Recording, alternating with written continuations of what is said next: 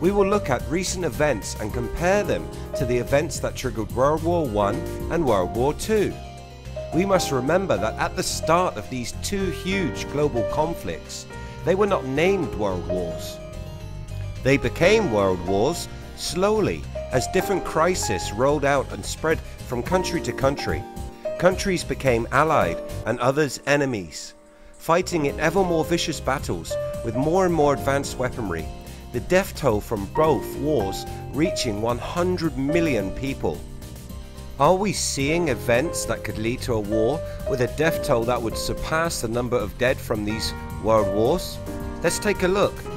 This week has seen terror attacks in London, North Korean missiles flying over Japan, and the never-ending conflict in the Middle East, along with ethnic cleansing in Africa, and the continuing decline in politics around the world.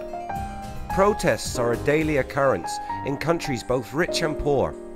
Religious persecution is taking place in many countries, and all religions, both minor and major. Terrorist strikes are quickly becoming the daily norm in too many places. It seems the world is smouldering and could burst into raging flames at any moment. Is this the perfect confluence of events that will cause World War III? Or has it already begun? We first have to remind ourselves that wars are never the same.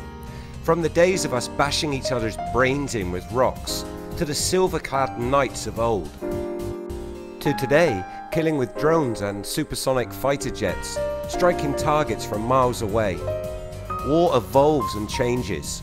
World War III would be no different.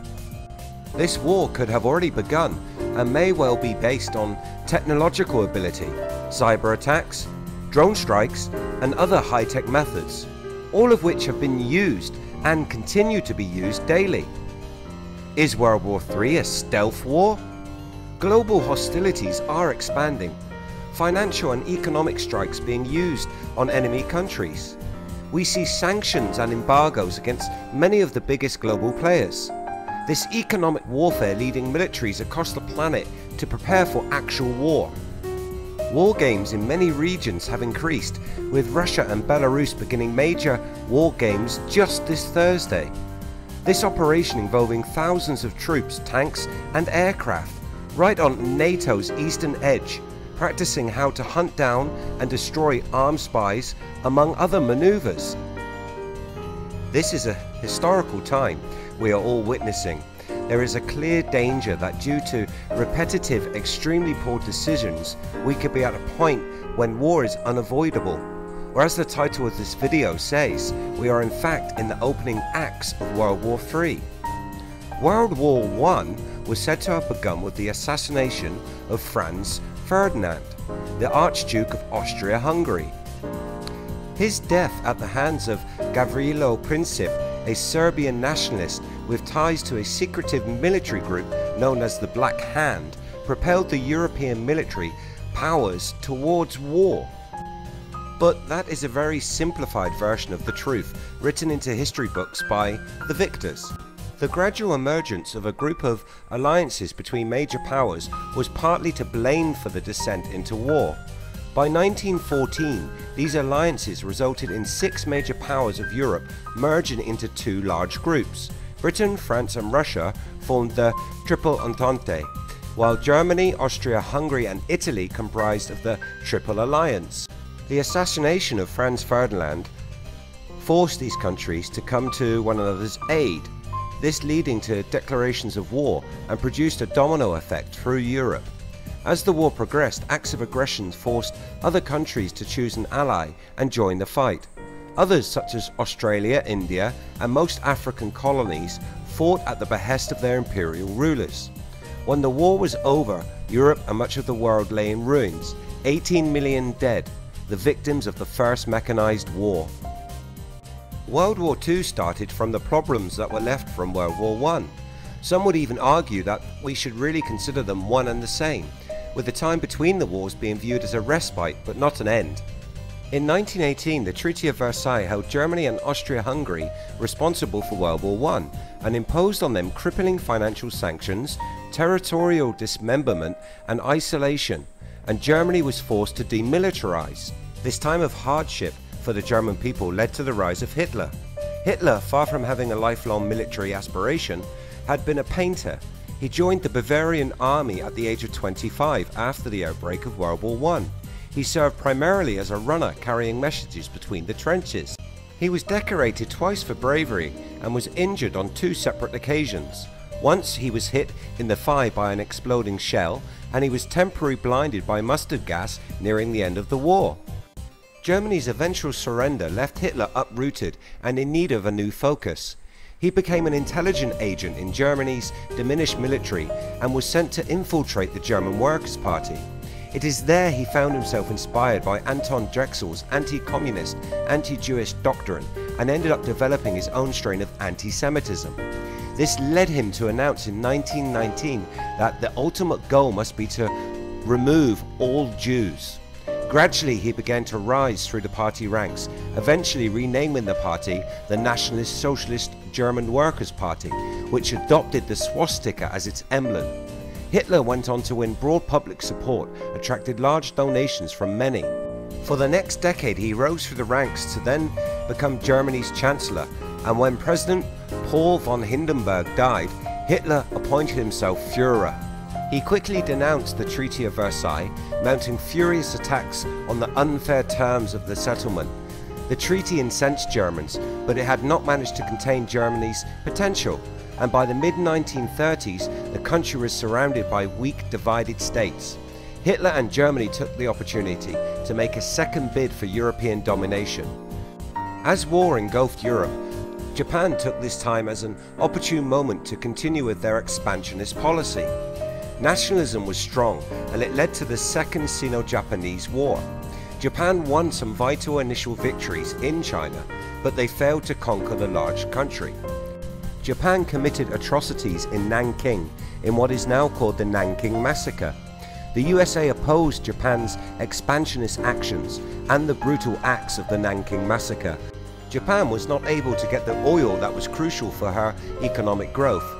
Japan went into a tripartite alliance with Germany and Italy. This further strained the relationships with the USA. Japan decided that the only way to counter the crippling economic sanctions was to go on the offensive.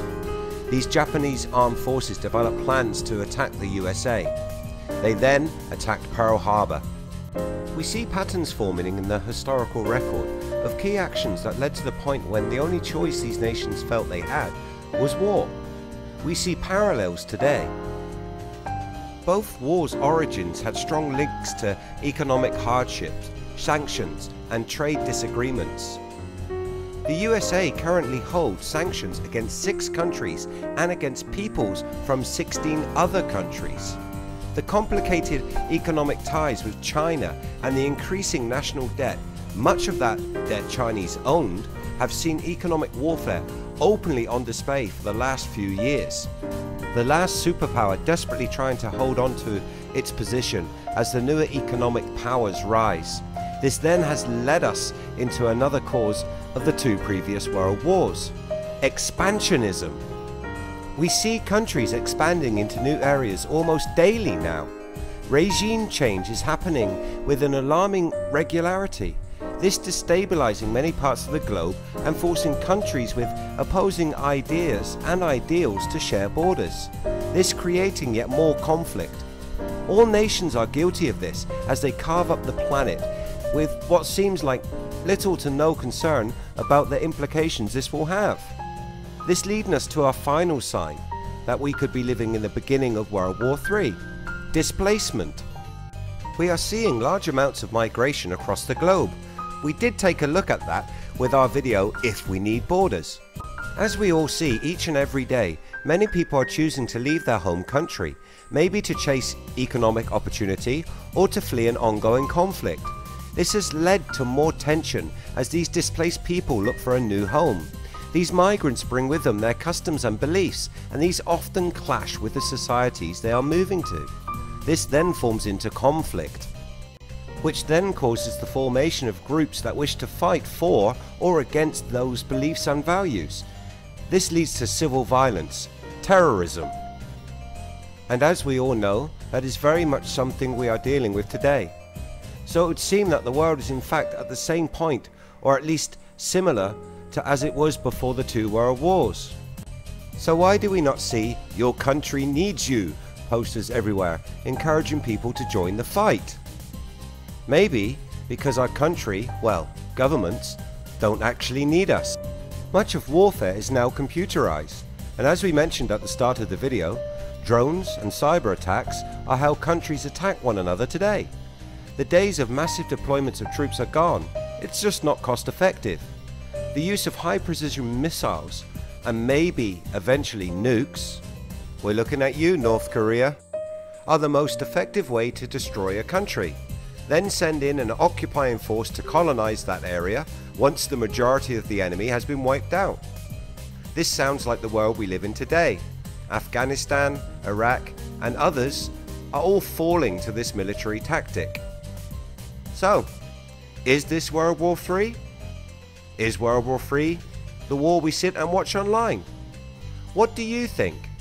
Please comment below